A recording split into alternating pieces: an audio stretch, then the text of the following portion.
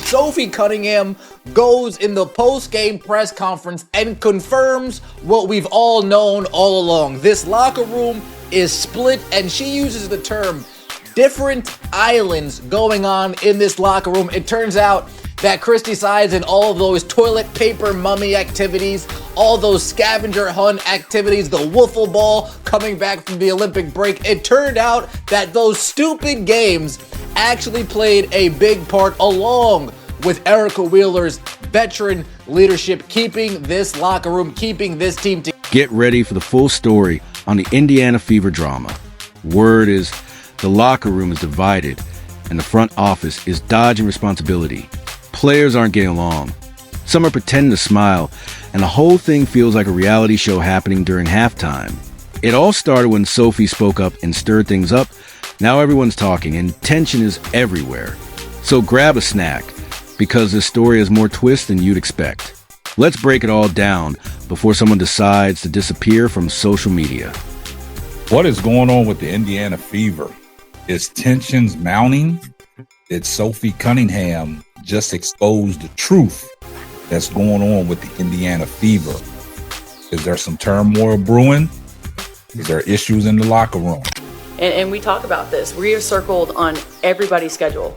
Everyone, no one likes us, right? So everyone in our locker room, that's the only type of people that we have that we can lean on. And we got to be better in that area. We have got to stay disciplined. We have to stay focused. We need to get consistent, and we got to lean on each other. And I think that we've kind of wavered a little bit on that. We have our own islands, but as one of the leaders on the team, I got to do a better job of grouping people, right? And here we are. Caitlin Clark is everything the WNBA says it wants. A star who draws crowds, sells tickets, and grows the game. But somehow, they can't seem to keep her safe on the court. Despite it all, she keeps showing up, scoring big, and staying classy while it feels like she's being picked on with everyone watching. She's humble, works harder than anyone, and handles the spotlight with a level of grace that shows she's been trained to deal with all this noise. Sophie Cunningham, in the post-game interview, speaks on this team and the islands within the locker room. Everybody's on their own little island. We're going to get back to that real quick. Listen to what Stephanie White said in the offseason. One of her thousands of interviews that I called out. Stop doing interviews. I want some wins. One of her 1,000 million interviews during her press run in the offseason. Yet somehow, she's the one catching the blame. It doesn't add up. Fans aren't crazy about her by accident. It's not just some internet trend. Caitlin is a rare talent we don't see every day. She's not acting like a diva either. She quietly sets the bar higher for everyone, all while smiling, greeting fans, and signing every autograph she can. The interesting comments from Sophie Cunningham, and yes, you kind of have to read between the lines a little bit, but I also think it is a pretty clear admission, just without detail, of what has been going on with the Indiana Fever this season, and it is not good at all. It makes it really, really difficult for teams to put together winning performances when you have all of this going on. And no, I'm not even talking about the distraction of Caitlin Clark and her injury and other things, although that plays a part as well. But she also does make a comment that I think is important in terms of who the Indiana Fever are as a team and how that makes things more difficult as well. So I want to take a listen. People love her because she's real and down to earth. She has a kindness and warmth that you can tell comes from her Midwest roots. It's just part of who she is. She's not only talented on the court, but genuinely good-hearted, which is pretty rare in today's sports world. I'm not sure Sophie meant for it to come out like that, but it's something I have suspected for a while, maybe about 4 weeks now. It's something that Jason Whitlock jumped face first, head first into the deep end the other day on, that the locker room with the Fever, and just to keep it real, I agree with him on this. I think there are some preferences in the locker room where these young ladies differ in how they handle or how their preferences in their personal lives, and the locker room is divided. Now let's talk about what's really going on behind the scenes. In the locker room, there's no peace to be found. The Fever's front office seems more focused on small fixes than addressing the real problems, while their biggest star keeps taking hits, both literally and socially, from her own teammates. Instead of building team chemistry, it feels like they're building resentment. This isn't just a mild disagreement. It's more like an all-out split. Some players look like they'd rather sit on the bench than pass a ball, and others seem too busy trying to protect their own spot to help out. Let's be honest, it's a mess. This isn't healthy growth for the team. It's chaos. Caitlin Clark's talent and court vision are being wasted on teammates who won't even look her way, preferring to take bad shots instead. And somehow, the plan seems to be to ignore the obvious star, force bad plays, and then hope Caitlin smooths it over when she talks to the media afterward. I've been watching that Sophie Cunningham thing on repeat, man. That clip where she grabbed the girl and threw her down, so foul. It's a hard basketball foul, probably over the top. Of course it is, but why would it not be given the circumstances? But once she did the clinch, man, MMA fans, UFC, grappling, Muay Thai, we all know. Once you seen that clinch, it was like, okay, she just ain't no regular fucking person. She knows something. She got some skills, and I guess she has like a black belt in Taekwondo or some shit like that, which is wild. And apparently she was the kicker on a high school football team. She doesn't need to throw tantrums or fire off shady tweets. She just needs to do what Magic Johnson once did. Not the friendly version, but the tough one. Give an ultimatum, fix this or I'm out. Because that's how bad it's gotten. Being quiet and polite isn't solving anything. The league is making money off her name. The front office is loving the extra attention. And meanwhile, she's expected to keep smiling while some teammates treat her like she's in their way. The truth is, every big star reaches a point where they decide, do I carry this broken setup or do I tear down so we can build something better? What's amazing is how much patience she's shown. Most players in her shoes would have spoken up, dropped hints on social media, or gone on a podcast to air it all out. But Caitlin just keeps showing up, head down, taking hits like a boxer who accidentally signed up for a basketball game. She deserves a medal for putting up with all this drama and still handling the press with total class. What's interesting is everybody hates them for multiple reasons, but the one I want to talk about when she said about circled on the schedule that I think is important, because it's easy to look from the outside and be like, well, that shouldn't matter. And it shouldn't matter, but it does. And what I mean is we're all human, and not everybody's athletes don't. They should. They get paid to. It's a job. It's a blessing. And let's talk about the fans for a moment. They're the ones paying top dollar for tickets, proudly wearing her jersey, convincing their doubtful friends or partners to come along, and turn the Clark effect into real money for the league. They're not just here for the game. They're here because Caitlin stands for something special. Talent with kindness, fame without the ego, and a reminder that sports can still be about heart, not just drama and hype. She makes people believe there's something good left in the game. But look at what she's stuck with. The very league making money off her can't seem to protect her. And don't blame it on her being a rookie. At some point, you have to admit this isn't just any rookie. She's the biggest thing to happen to the WNBA in years. Their golden ticket. And right now, they're letting that golden ticket burn. She doesn't just need people cheering her on. She needs real support. A coach who actually plays to her strengths. Teammates who want to win, not work against her. And a front office that remembers its job as more than just balancing budgets. It's keeping the team together and making sure its star can shine. About taking accountability. Now, I can't say that last play with the 5-point swing. I think more so of she shouldn't have been in front of Stevens, man. She is too big. She is too big. Yeah, I get it, box out, but it was better to have Boston in her spot. Now, I did hear Stephanie White take accountability on that one. She was like, yeah, it's probably on me. I should have switched them too, made sure we had the big right there, but, you know, it just slipped her. But, yeah, I think in that instance, it should have been Boston right there. It's big on her to take the accountability, but, yeah, Boston should have been there. She could take fault in it too, because it's also like you have to recognize what's going on, right? Right now, the team chemistry is falling apart, and Caitlin's the only one trying to hold it all together.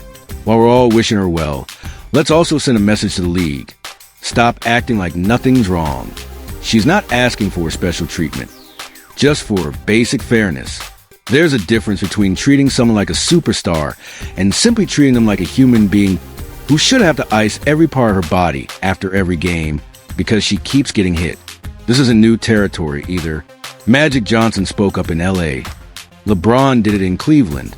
At some point, it stops being just about basketball and becomes about doing what's right.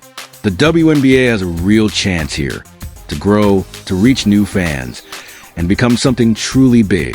But that road goes right through Caitlin Clark. And right now, it feels like they're dropping the ball, missing the story, and losing sight of what matters. She's thinking ahead, playing at a higher level, while the league is still arguing over the basics. So after last night, another collapse by the Indiana Fever and giving up a fourth quarter lead to lose the game, Sophie Cunningham had pretty interesting words in the post-game, after the post-game interview, and what she said pretty much spot on for what everybody has been thinking, or some of us have been thinking, is that there is some kind of issue in the locker room. And she put it plain and simple as we could get it. And maybe this could lead to what DeWanna Bonner left. Now, there could be some issues, there could be some players, and we already know that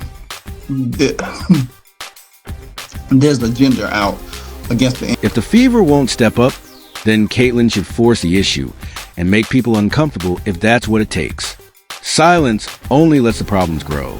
This is a time to speak up, not to stir up drama, but to protect her career and to stand up for every young girl watching her and thinking, I want to be like her. Right now, that dream is looking a little battered. And credit to Caitlin. She hasn't lashed out, hasn't thrown shade online, hasn't faked an injury just to escape to a beach. She's kept showing up and handling it with grace when most people would have checked out by now. She's been the adult in the room long enough. Now it's time to change the story. The system isn't just broken, it's stacked against her. She shouldn't have to adjust to it. It needs to change for her. So here's the move. Demand better, loudly and out in the open. She's the league's biggest draw. But that endless patience can't last forever. The grace period is done. It's time for her to stand tall and call it like it is. No more polite smiles while taking cheap shots on the court. No more pretending teammates like Natasha Howard and Brianna Turner don't have an obvious problem with her. The fake support? Done. The real work? It starts now. But I just think that it's impossible to think that's not a real possibility here. You know, and it should be noted, Stephanie White. All right, Stephanie White checks some boxes. And then you've got Sophie, and you got Caitlin, and you got Aaliyah, and you got Lexi. To my knowledge, probably Demarius Dantis, but I don't know. Michaela Timpson, I don't know. That don't check some boxes. Let's just say it like it is. Some of these players aren't just playing hard. They're acting like high school cliques. It's a basketball version of leaving the group chat and throwing a spite party the same night. Natasha Howard? She's never even tried to hide how much she dislikes Caitlin. It's like she saw Caitlin's rise and decided, not while I'm here. And hey, jealousy is free. But going out your way to bring down someone who's only helped the league grow? That's a choice. A loud, bitter choice. And Brianna Turner? No mystery there either. She and Howard pretty much started the let's hate on Caitlin and blame her fans for everything club.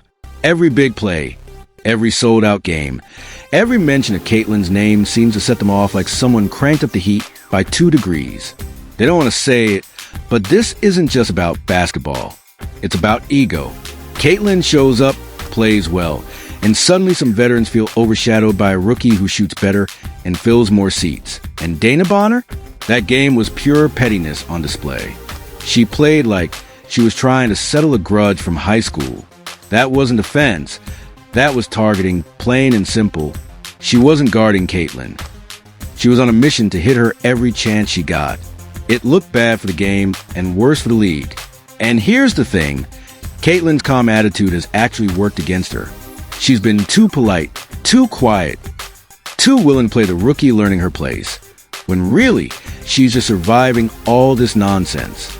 She's getting knocked around by vets who can't stand her success and iced out by teammates acting like she crashed their group project.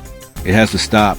The league can't keep cashing in on her name for tickets and social media views while ignoring what's happening on the court. If they think fans don't notice, they're kidding themselves. The internet sees everything. Caitlyn isn't just a player. She's a whole brand, a business, a movement, and business is booming. But instead of protecting her like the star she is, the league's letting her get dragged into petty drama from players whose best days were years ago and who are still salty about it. In the WNBA, sold out. Now, why is that significant? I'll tell you. Because her jersey surpassed the all-time woman, Caitlin Clark. The most popular woman ever in the WNBA, Caitlin Clark, got her jersey surpassed by Sophie Cunningham. Why? Because Sophie Cunningham stood up for Caitlin Clark. She did all of these Instagrams. She did all of this stuff. And next thing you know, it all didn't matter. At this point, Caitlyn has every right to take control of the story. The nice girl routine has run its course. This isn't the time for more humility. It's time for strength. She needs to speak up and demand better. From her team, from her coach, and from the league. Because right now, her silence is being mistaken for weakness. The longer she stays quiet, the more it opens the door for others to keep pushing the limits, turning every game into a wrestling match. And while she's not the confrontational type, it's clear the league won't change unless someone forces the issue. This isn't about drama. It's about leadership. And sometimes, leadership means making people uncomfortable. The league and the team have been playing games behind the scenes, while the actual basketball suffers. Caitlyn needs to walk into that locker room like a boss who just found out the numbers are down and it's time to clean house. No more fake smiles. No more pretending the offense is fine. They've been losing leads. The close on games has been very, very, very much of a struggle for them. And yeah, you have to face the ugly part about it. You have to figure out what you're going to do to actually fix that situation. You know what I'm saying? Fix that issue that y'all keep having. It's about want to. It's about grit. It's about, saying, no, we're going to win this game and there's nothing you're going to do about it. And a part of that comes from just wanting to win, wanting to get that dub. So, yeah, I kind of understand Sophie. I do have grace for this team. But at the end of the day, man, you can think about probably 2-3 other teams who have just put their team together as well, and they are finding ways to win more games than any other. Right now, this isn't about adjusting. It's about surviving. There's real sabotage happening here, hidden behind fake smiles and team spirit. And for the players try to pass off their cheap shots as just tough defense, no one's buying it. They're not playing everyone this hard. They're not throwing elbows or body checks at other players like they do with Caitlyn. It's targeted, and everyone watching knows it. That's not toughness, it's petty. So it's time for Caitlyn to drop the polite routine. She needs to be loud and clear. She's not just another name on the roster. She is a headline. This isn't about being rude. It's about being done with the nonsense. Done with cheap hits. Done with cliques in the locker room. Done with pretending she's not raising the bar for everyone while some players who can't even keep up act like they own the game. They don't want to pass